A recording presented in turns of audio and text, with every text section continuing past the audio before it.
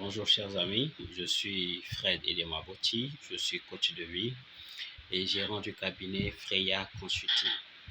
Alors, il y a beaucoup de personnes qui m'ont demandé de leur parler de comment gérer une réunion, la conduite efficace de réunion. Alors, avant d'aborder la thématique de la conduite de réunion, je voudrais déjà dire que Freya Consulting est une structure qui est dans les formations. Nous faisons des formations dans les entreprises, dans les communautés, et toutes les personnes qui ont envie de se faire former peuvent venir chez nous pour les former ou pour se faire former.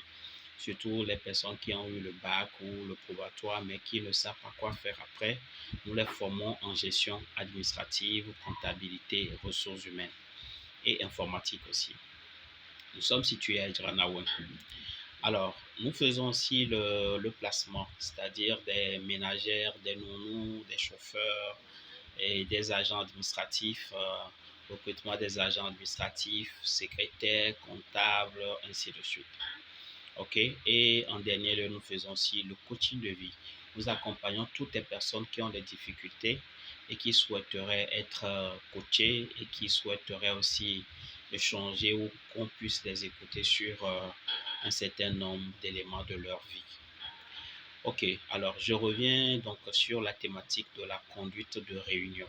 Conduite de réunion efficace. Alors, c'est quoi d'avoir une réunion? Une réunion, c'est un regroupement de deux ou de plusieurs personnes et en vue de prendre des décisions, donc discuter par rapport à un sujet et prendre au final une décision parce que la décision, elle est importante, c'est pourquoi elles se réunissent pour pouvoir prendre ces décisions et ensuite aussi l'exécuter. Alors, donc je viens de définir une réunion et de donner en même temps l'objectif d'une réunion. Alors, qui peut animer une réunion? L'animateur va animer la réunion et l'animateur doit avoir un certain nombre de compétences aussi pour pouvoir bien réussir cette mission. Donc, l'animateur, il a déjà le rôle de régulateur, le rôle de direction qui dirige la réunion, qui régule la réunion, donner la parole à ceux qui la demandent, prendre des décisions aussi. Okay? Et gérer d'éventuels conflits s'il y en a. Alors, nous allons distinguer trois moments dans la conduite de réunion. Il y a l'avant la réunion, il y a le pendant réunion et il y a l'après réunion. Alors, l'avant-réunion, qu'est-ce qui se passe? L'avant-réunion, on suppose qu'on a déjà un ordre du jour, et soit donné par le directeur, le chef de famille ou responsable d'une communauté ou d'association. Ordre du jour qui va être envoyé à tous les participants. Les participants doivent avoir cet ordre du jour bien avant la réunion pour pouvoir réfléchir et pour pouvoir faire des propositions et donc gérer le temps ou bien économiser le temps. On va dire ça comme ça. Et l'avant-réunion aussi, il faut déjà préciser le jour où la réunion va avoir lieu, si possible, la durée, je dis sur 2 heures, sur 1 heure de temps. Le lieu, c'est dans la grande salle de l'entreprise ou dans un hôtel ou quelque part comme ça. Il faut préciser ça. Et s'il y a aussi de la logistique qui va être utilisée, il faut déjà aussi travailler sur ça. Peut-être le PowerPoint qui va être projeté sur un écran, un tableau, ou voilà, s'il faut remettre, il faut donner de l'eau aux participants ou s'il faut, voilà, tous ces petits éléments qui sont importants pour pouvoir préparer la réunion. Donc, tous les participants ont déjà eu l'ordre du jour, ils se sont préparés et maintenant le jour J, pendant la réunion. Alors, ça dépend de l'organisation interne, que ce soit l'association ou l'entreprise. Parfois, l'ordre du jour est souvent articulé autour de 3 points et avec le point 0, on va dire prière et mot de bienvenue du directeur ou bien du chef de famille, ainsi de suite. On va dire par exemple compte rendu de la dernière réunion est suivi. Le point 2, ça va être par exemple les tâches à faire et la raison pour laquelle on est réellement là, s'il y a des sujets importants. Et le point 3, divers. Ça, c'est juste un ordre du jour standard qui peut être varié, amélioré, ainsi de suite. Donc, l'animateur va demander à la secrétaire ou au secrétaire de faire lecture de l'ordre du jour et après la prière évidemment. Et donc après la prière, l'animateur reprend la parole, remercie le secrétaire ou la personne qui a fait la prière et maintenant donne la parole au secrétaire après avoir souhaité la bienvenue à tous les participants. La secrétaire va faire donc la lecture de cet ordre du jour. Ensuite, l'animateur va aussi le remercier ou la remercier et demander à tous les participants si éventuellement il y a des amendements. Est-ce qu'il y a des points qu'on veut améliorer? Est-ce qu'il y a des points qui n'ont pas leur place dans l'ordre du jour? Ainsi de suite. S'il y en a, donc on va dire qu'il y a amendement de l'ordre du jour qui sera remanié. On va peut-être ajouter un point ou carrément enlever un point. Donc, dès que c'est fait, s'il y a amendement ou pas et que c'est fait l'ordre du jour, la réunion continue avec l'ordre du jour, le président ou le directeur général ou le chef de famille, ou dans tous les cas l'animateur, va donner la parole au secrétaire pour faire la lecture du compte rendu de la dernière réunion. Ça suppose qu'on a déjà eu à faire une réunion et il faut faire maintenant un compte rendu aux participants.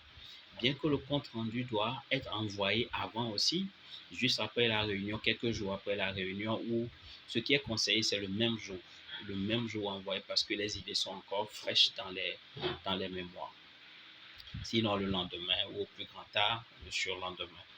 Donc, et on va quand même faire la lecture du compte rendu, séance tenante, pour que les participants puissent avoir ces éléments aussi dans leur esprit et discuter. Donc, s'il y a un élément du compte rendu qui n'est pas bien articulé ou bien s'il y a un élément qui manque dans le compte rendu, les participants vont lever le doigt, donc réagir pour dire que au cours de la dernière réunion, il y avait ce point qui avait été discuté, mais qu'on ne retrouve pas dans le compte rendu. Ou bien ceci n'a pas été dit, mais on a vu ça dans le compte rendu. D'accord? On va aussi amender le compte rendu. Et s'il n'y a pas eu d'amendement, on va valider ou on va acclamer le compte rendu qui sera donc gardé dans les archives. Après la lecture du compte rendu, on va faire aussi le suivi. Au cours de la dernière réunion, il y a eu aussi des décisions qui ont été prises puisqu'on nous avons dit que le but ou l'objectif de la réunion, c'est de pouvoir se retrouver, discuter et surtout de prendre des décisions. Les décisions qui ont été prises, est-ce qu'elles ont été exécutées? Est-ce que les responsables de chaque activité, est-ce que les responsables ont bien travaillé, ont fait leurs tâches? On va faire ce suivi-là. Et donc, on va donner la parole à chaque personne qui avait une responsabilité au cours de la dernière réunion de dire maintenant à toute l'Assemblée comment ça s'est passé, ce qu'on a eu à faire. On a prévu aller ici, on a prévu aller là, on a prévu organiser la fête de fin d'année quelque part, on a prévu faire une cotisation pour assister un frère, une soeur. Est-ce que ça a été fait? Si ça a été fait, on fait un compte rendu aussi. Ça a été fait, il y a 10 personnes qui ont cotisé, il y a ceci, il y a cela. Donc après le suivi, et si le suivi a été fait, si le suivi a été fait et que certains n'ont pas pu exécuter leurs tâches, on leur demande s'ils ont besoin encore d'un autre délai qu'on peut leur attribuer ou allouer, ou peut-être même on peut confier la tâche à quelqu'un d'autre qui pourra peut-être faire ça mieux. Donc ensuite, on va passer au point suivant. On va dire donc au point suivant si c'est les tâches à faire. Voilà. Aujourd'hui, merci à tous ceux qui ont réagi par rapport au point 1, tant qui ont travaillé. Nous sommes au point 2 et sur le point 2, il s'agit de réfléchir sur comment améliorer nos conditions de vie dans la communauté. Et on a vu que sur nos routes, il y a tel. Qu'est-ce que vous pensez qu'on puisse faire? L'animateur donne la parole maintenant aux participants pour réagir par rapport à ce sujet. Les gens vont réagir. Alors, je veux déjà dire que lorsqu'il y a 2, 3 ou plusieurs personnes qui se réunissent, il y a ce que nous appelons la dynamique de groupe. Tout le monde n'est pas pareil. Il y a des gens qui parlent beaucoup, il y a des gens qui ne parlent pas du tout, il y a des gens qui sont agressifs, il y a des gens qui sont souvent en retard, il y a des collabos, il y a même des intellos donc, qui donnent l'impression de tout maîtriser tous les sujets. Il y a ceux qui, quand ils prennent la parole, ils bavardent beaucoup. Il y a ceux qui sont silencieux et il y a ceux qui sont agressifs parce qu'ils veulent que ce qu'ils disent soit retenu ou passé, ou que ça puisse passer. Donc, c'est à l'animateur de pouvoir réguler cette prise de parole et de dire à chaque participant, oui, d'accord, ce que tu as dit, c'est bien, on a écouté, on va réfléchir, on va te revenir, effectivement, ceci est bien, ceci n'est pas bien, ainsi de suite. Donc, et il faut que l'animateur puisse user de ce que nous appelons la gestion émotionnelle, c'est-à-dire ne pas mélanger des émotions dans cette prise de décision, sinon ça va donner l'impression d'un parti pris. Il doit être assez ouvert, assez, comment on dit ça, sans parti pris, impartial. Voilà. Ensuite, on va passer aux divers. Est-ce qu'il y a un point qui n'a pas été, que quelqu'un trouve assez important, mais qui n'a pas été discuté au cours de cette réunion? Les gens vont réagir par rapport aussi au point de divers. Et s'il n'y a plus de points de divers, l'animateur doit pouvoir conclure la réunion et dire tous les points à l'ordre du jour ont été débattus avec succès. Je propose que que la réunion s'arrête, prenne fin à telle heure et 2 minutes, 10 heures, 2 minutes par exemple, que le secrétaire va noter. Donc, le secrétaire de séance doit prendre des notes, donc la prise des notes pour pouvoir faire son compte rendu. La réunion, elle est finie, mais elle n'est pas encore vraiment finie parce que nous avons dit qu'il y a 3 moments. L'avant, le pendant qui vient d'être fait et l'après. Le secrétaire a encore quelques tâches à faire, peut-être même l'animateur aussi. D'abord, il faut rédiger le compte rendu de la réunion et ensuite faire un plan d'action. Alors, il a été observé que beaucoup de personnes n'arrivent plus à lire les textes, mais les gens sont beaucoup plus favorables à lire un tableau, par exemple. Donc, le secrétaire va faire un plan d'action sous forme de tableau. Et donc, on va dire, il y a des questions, quoi, qui, quand, où, combien, comment, ainsi de suite, ces questions qui vont orienter à savoir ce qu'il faut faire.